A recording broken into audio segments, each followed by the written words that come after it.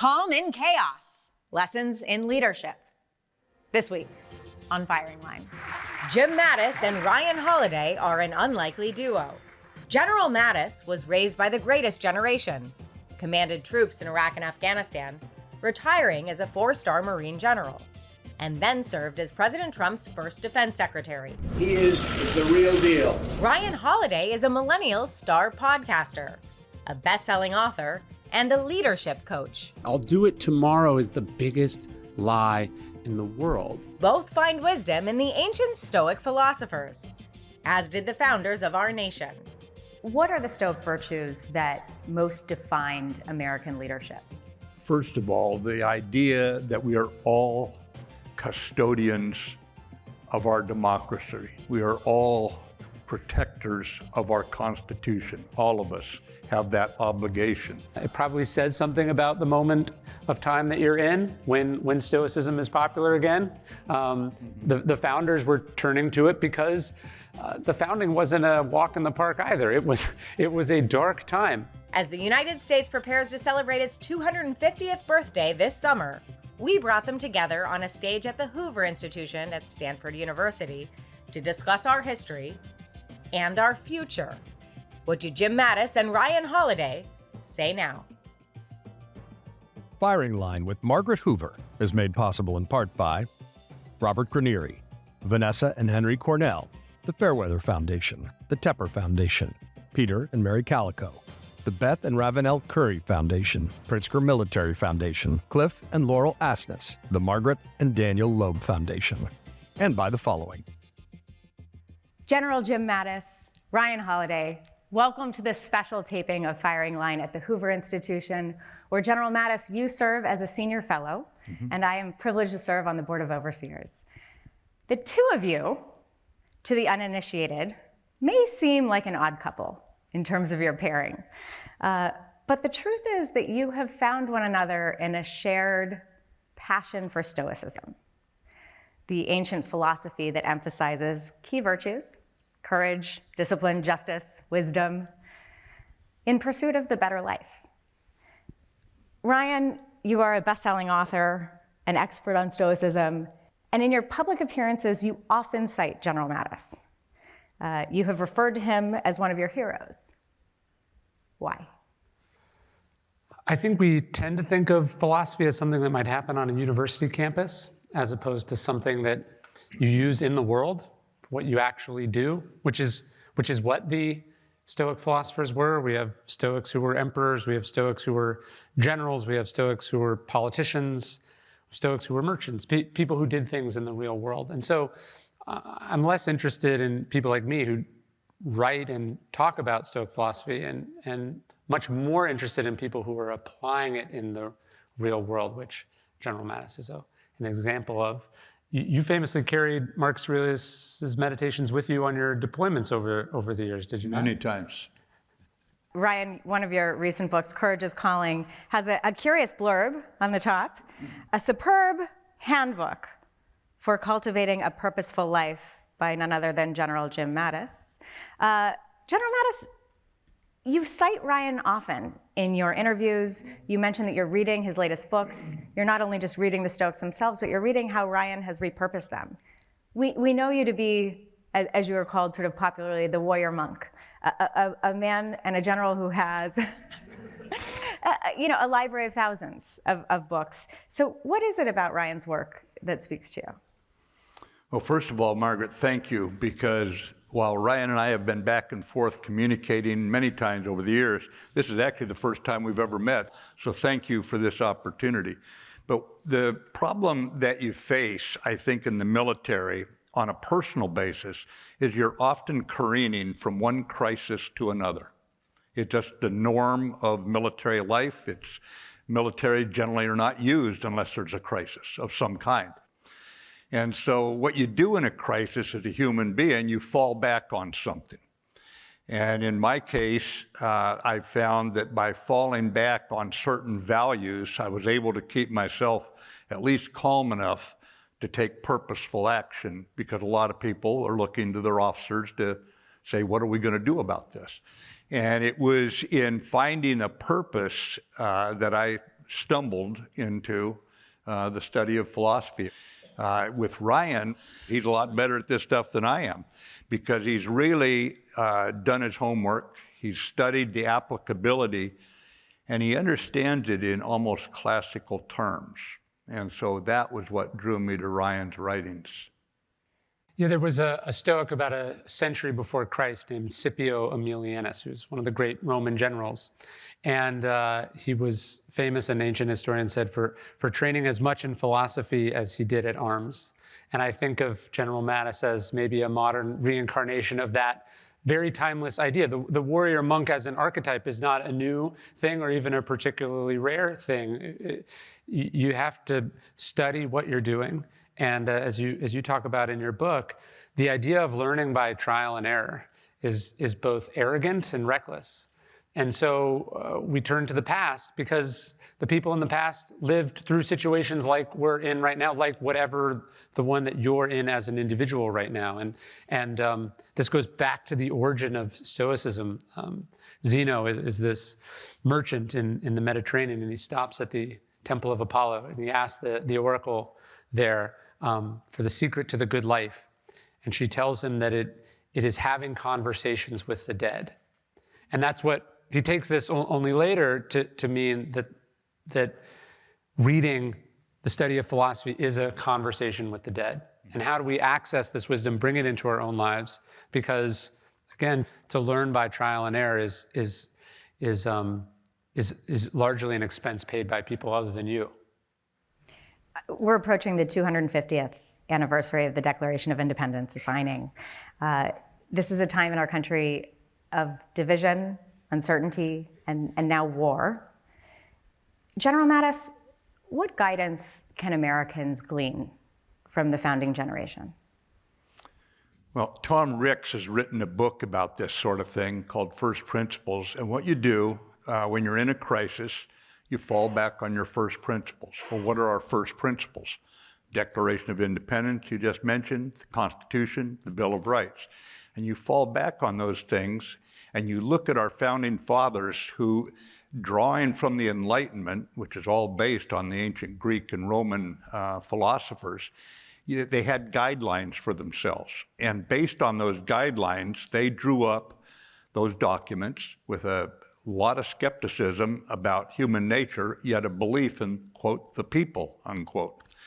And so what you do is you look for something to kind of ground yourself on. I mean, think of the Simon and Garfunkel song about Mrs. Robinson. And where have you gone, Joe DiMaggio? Our nation turned its lonely eyes to you. In the midst of this time, we can be turning back to our first principles and the Joe DiMaggio kind of leadership, which is mature, humble, competent, and all these things that really are summed up in a code that you live by. Again, a song, you, when you're on your road, have got to have a code to live by. Crosby, Stills, Nash and Young, for us gray-haired guys, right, sir? And so the code you live by is probably found somewhere in those principles, because there's nothing new under the sun, as Ryan said. And people have been through it before. I mean, the people who think this is so bad, what's going on right now in the country. And yet the founding fathers were mostly still alive when we nearly made Aaron Burr our president, okay? So get over it. This is nothing, these aren't dark times. These are stern times.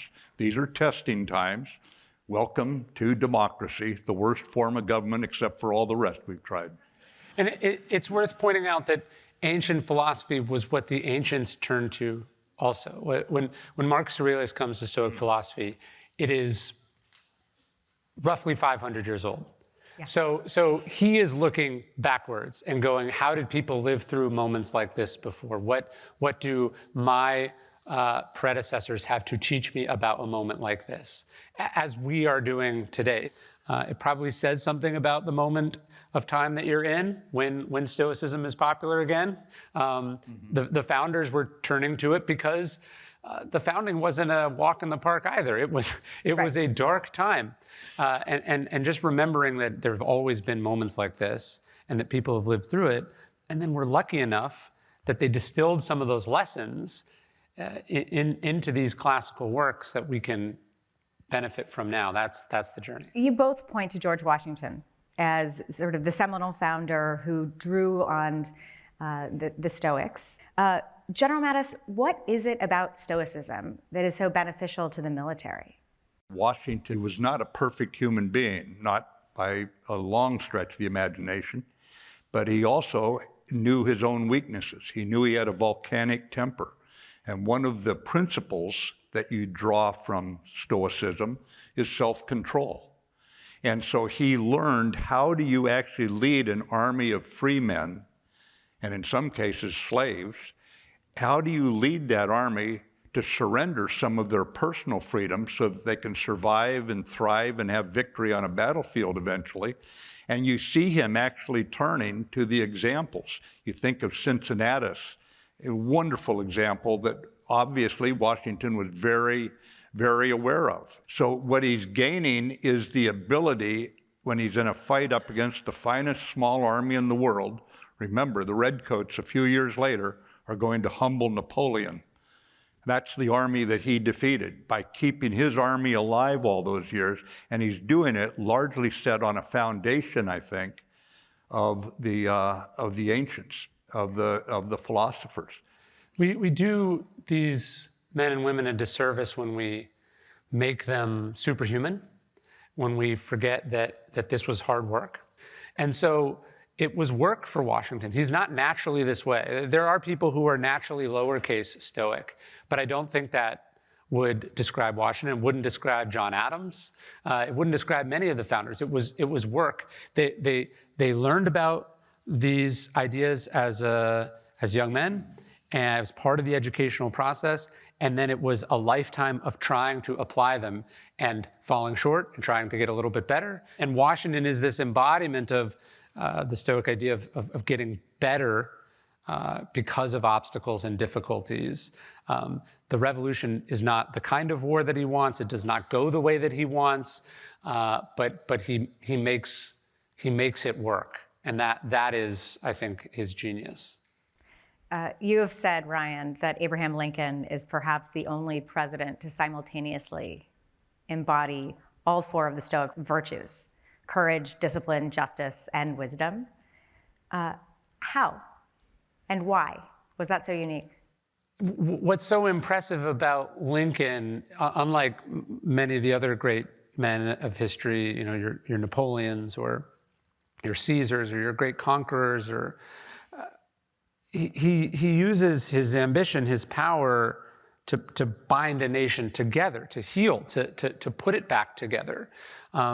He said every man has their peculiar ambition, but his ambition, unlike so many of those towering figures, doesn't come at the expense of anyone else. He's great in that way. You could look at him as this self-made man who educates himself, who comes from, to conquers great heights, but there is this moral purpose to it that I think isn't shared necessarily by all the people who hold that office. That brings to mind, Ryan, something that Ralph Waldo Emerson wrote. He said, "Great men, great nations have not been boasters and buffoons. Rather, they have perceived the terror of life and manned themselves to face it." By manning themselves, they're disciplining themselves. They've got to have the inner character to actually deal with the reality. And any leader's number one responsibility, whether it be of a corporation here in Silicon Valley or a football team or anything else, is they have to define reality. It is very hard to define an external reality if your internal geography is churning with no real anchor point. You'll pick up very quickly if you have a leader who does not have a quiet mind. If you're in a crisis, you'll read it loud and clear. And Lincoln was somehow able to take the worst crisis of our young nation, still young nation, even at 250. And I think that this is why, is what Ryan's pointing out. Sorry, I was just saying, it's easier to be successful, and so I think Stoicism has been misinterpreted. It is not a recipe for being a better sociopath right? It is easier to succeed if you don't care about anyone else, right? If you're not held up by pesky moral principles or ideas or ideals. And I think what you see in Lincoln is this unique combination of an incredibly crafty and pragmatic politician who also had some what do you call them? Flat ass rules. Some things he would not do. Yes. Some lines that were more important to him than anything else. And that kind of moral leadership is ultimately what Stoicism is supposed to that's why the virtue of justice is so essential. It informs the others. Looking back, General Mattis, at the 250 years of this country, or since our signing of the Declaration of Independence, what are the Stoic virtues that have most defined American leadership?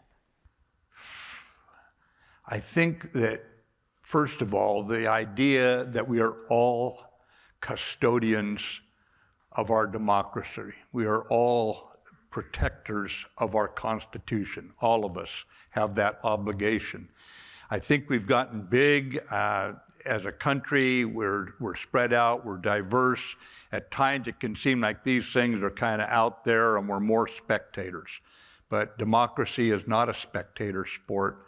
And I think what it really has brought home is that we're going to have to get together. Really what we have is one great big dispute resolution process is what a democracy is.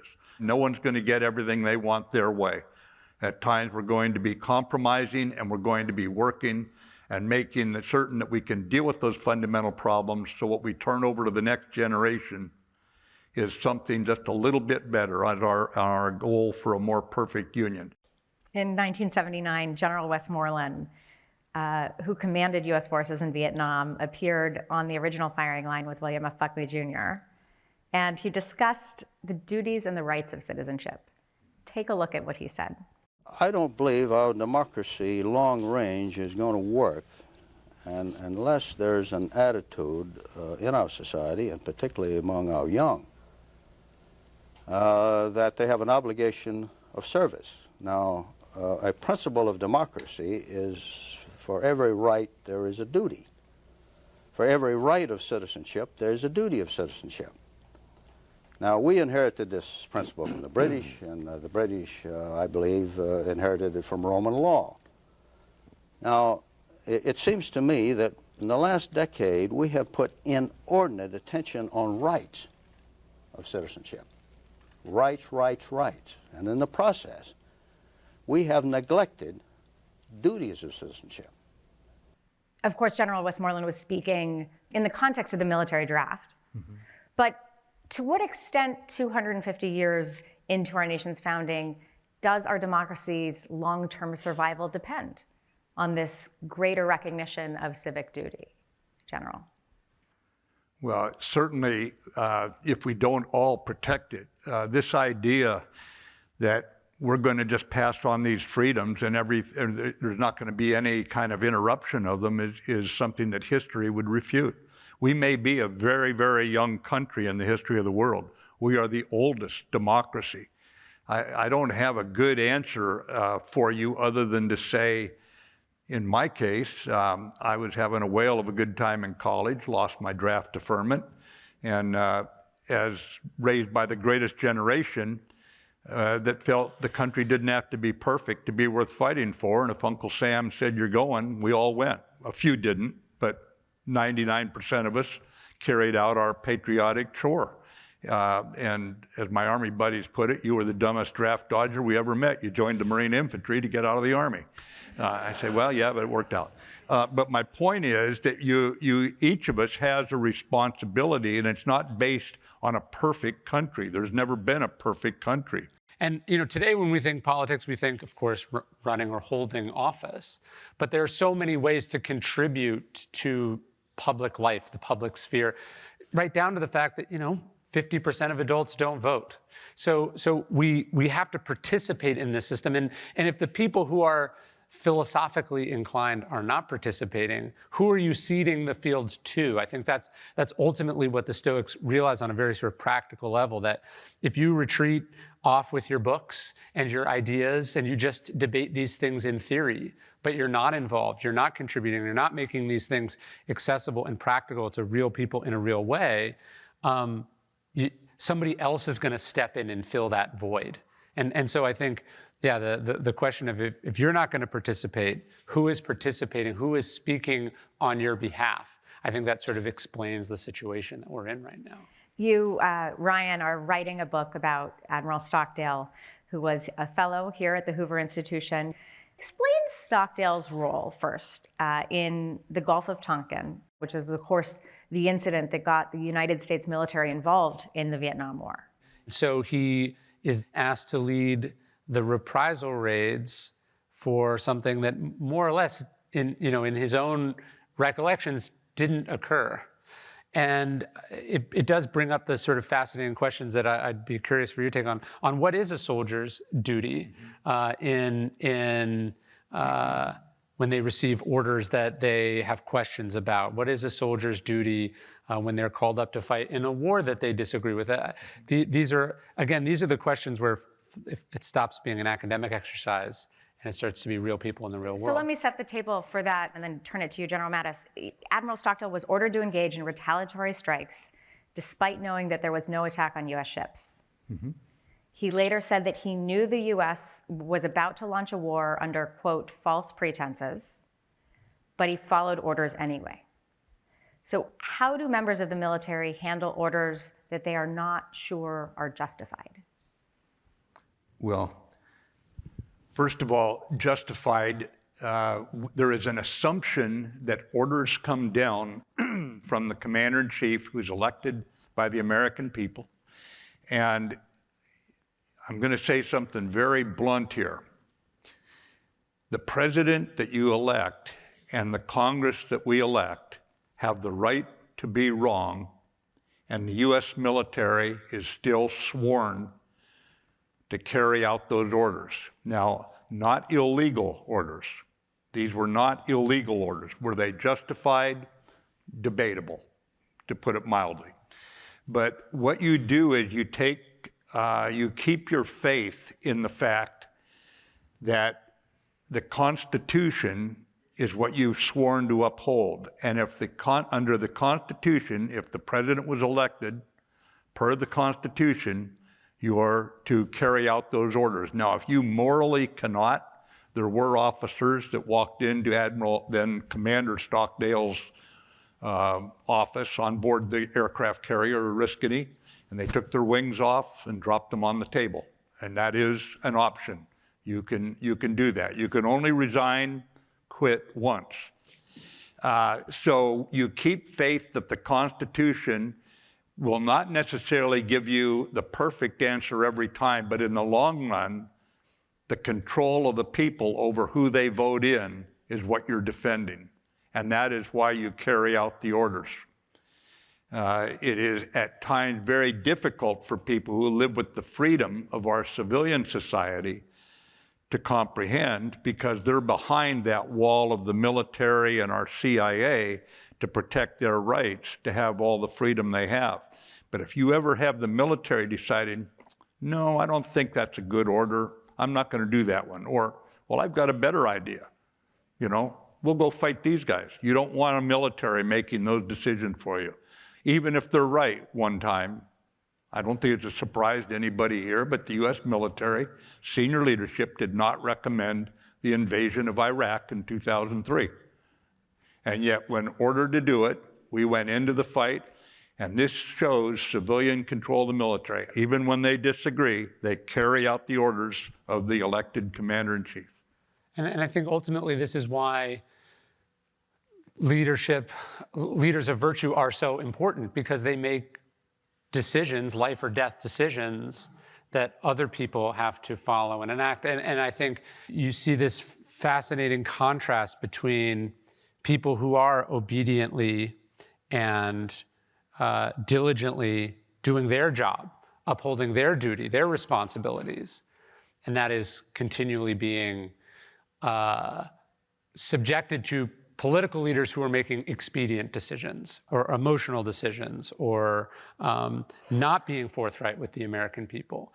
And so ultimately, you can't just have one section of your society adhering to the ideas of the Constitution or virtues and values.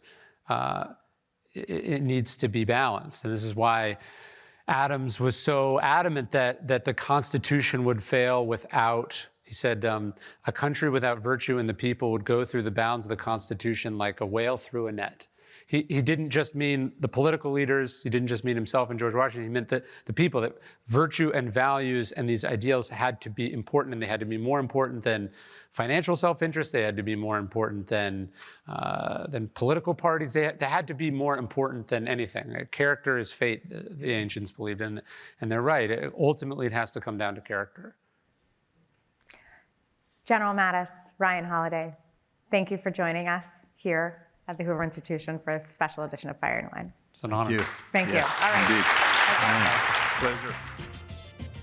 Firing Line with Margaret Hoover is made possible in part by Robert Granieri, Vanessa and Henry Cornell, the Fairweather Foundation, the Tepper Foundation, Peter and Mary Calico, the Beth and Ravenel Curry Foundation, Pritzker Military Foundation, Cliff and Laurel Asness, the Margaret and Daniel Loeb Foundation, and by the following.